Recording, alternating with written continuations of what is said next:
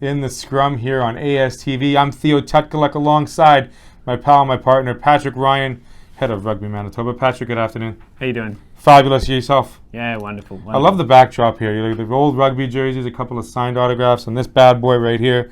We wouldn't be playing with this one, but it's got a couple of... Do you recognize any of these signatures? I'm not sure personally. They're a bit hard to read, but that's the America's Rugby Championship team for Team Canada from a couple of years ago. There we go. So, speaking of, let's get up to date. Let's talk about this week. 300 kids. Big party coming on. That's right. We have our Mansask regionals. There it is. So we have North Saskatchewan, South Saskatchewan, Westman, and Winnipeg, and we have some kids coming in from Parkland as well. Okay. So we're going to have 300 under 14s, 16s, 18s, basically trying to showcase their skills and make some provincial teams. So the provincial teams will be both for Manitoba and Saskatchewan? That's right. So the provincial teams, obviously, they're playing for selection for their own home province. Okay. With the exception of the under 18 boys, they're actually going to get a look in for a combined, what we call the Prairie Blizzard, which is the Manitoba and Saskatchewan combined team that we send off to national championships. And that happens when? That happens in August. Right on. So next month. Yeah, that's right. Most of the players are already in camp for that, but there's definitely a few spots on the line if people can...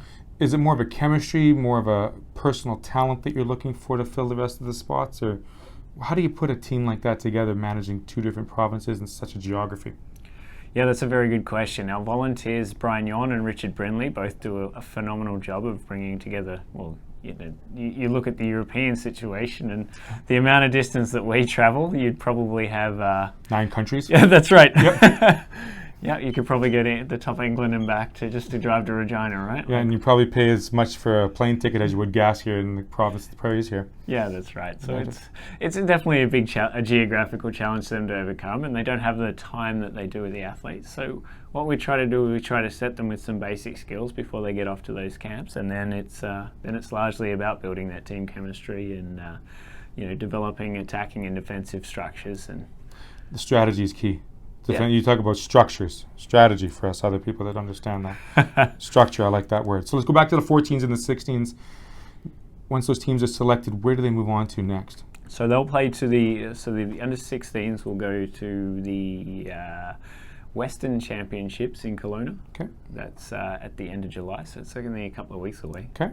So this is some good match experience for any of the under 16 players that are playing today. So we send both the girls and a boys team, both a Manitoba and a separate Saskatchewan team. Okay. So that's always a good weekend for the kids. It's some good introduction to high quality representative rugby. For sure. So the female and the male both happen at the end of July. Yeah, that's right. Both in Kelowna. Yeah, that's right. Okay, July 5th. So you have a big match coming up. Yeah, that's right. So we have the final game of the Prairie Super League, and that's the senior men. Okay. Senior men, we have Saskatchewan playing against our Manitoba Buffalo, so that's pretty exciting. Okay, where's that match being held at? That's at Maple Grove. Oh, the home base. Always the home of Manitoba Rugby, Maple Grove Rugby Park. Great place. So it's 5 o'clock. Okay. Come on down and watch some really, really excellent rugby. There's going to be a lot of toughness, a lot of speed, a lot of scrums. Do you find that the game has progressed into more of a free flow of ability to let the game move on, or do you still see more stop and go here in Canada Rugby? I think the players that we have at the provincial level have the quality to hold onto the ball and get some real continuity going. Okay. We have some very talented athletes, both Canadian and from abroad, and they're really starting to play some real modern rugby structure, and you'll see two modern teams going at it, and two teams that would be competitive if they were playing elsewhere as well. Okay. Globally, you talk about modern structure. Do you follow a certain model like Australia and the Kiwis, or more like New Zealand, something more like European? Do they all have their different own types of structure? Is there one structure that separates them from all of them, basically? I mean, every sport runs in sort of cycles, but at the moment, it's, without giving away too much of the secret sauce recipe, right? It's it is loosely based on what teams like New Zealand and Australia were doing sort of 5-6 years ago, and that sort of changed the game, and that pattern, the patterns of play that they introduced to the game have really, well, everyone else has been playing catch up for the last 6 years for New Zealand, Yeah. and you know, there's obviously lessons that even players at this level can take out of that. And the Understandable. structures that we can apply allow some quite exciting rugby for the fans to be played as well. It's the one topic that's rarely discussed in every sport period is the structure and the chemistry of the team. And it's most important, I think, because if you don't have a broad amount of players that can cover a lot of the different areas, there's massive holes that need to be filled. And a team can exploit those holes very quickly, especially in rugby.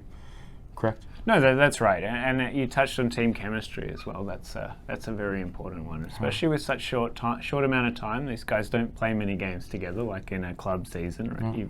It's so important that the players really bond with each other, and they start to, they gel as a team and create that coherency, I guess is the right word for that. And For sure. And the structures just help them do that, right? There it is. Send them out there. The players, it's all in the players' hands once that whistle goes, right? So Yep. Coaches can't play. That's Coaches right. just sit and watch. They yell, but they can't play. No, that's right, and that's the appeal of rugby as well. It's a very player-centered game, right? The coaches can prepare you as a team before, but as soon as that whistle goes, you're out there. You don't get a lot of breaks. It's You got to do what you got to do. it's you against your opposing man for 40 minutes. So Do you enjoy scrums? I don't I don't go You anywhere don't go near a those scrum. things. Too big of boys, too big of fellas, huh? That's right. Yeah, a lot of meat in those bones. Yeah, that's right. So we talked about the 300s. We talked about July 5th and the end of July in Kelowna. Is there any other events going on in July for Rugby Manitoba? So we do have our under-18s. Okay. That's in Regina this year. Okay. That's coming up probably the week after the under-16, so at the very Okay. end of July. Okay. So that'll be an exciting one. That's close by in Regina, so it's not too much of a travel burden on our athletes. Sure. Which is good. And then following that, we have the Canadian Rugby Championships in Newfoundland, and Right. that's where we'll send that combined Manitoba-Saskatchewan team. So that's a That'll pretty be exciting interesting. trip to be on. I think Absolutely. I hear so. those Newfies are a good time. They're They're funny usually accents. a good time off the pitch, and then on the pitch, it's a lot of blood, sweat, and tears, and a lot of agony. But good agony because hopefully the team becomes victorious. Yeah, that's right. That's Right right. on. We are now leaving the scrum with Patrick Ryan here on ASTV. Thanks for joining us.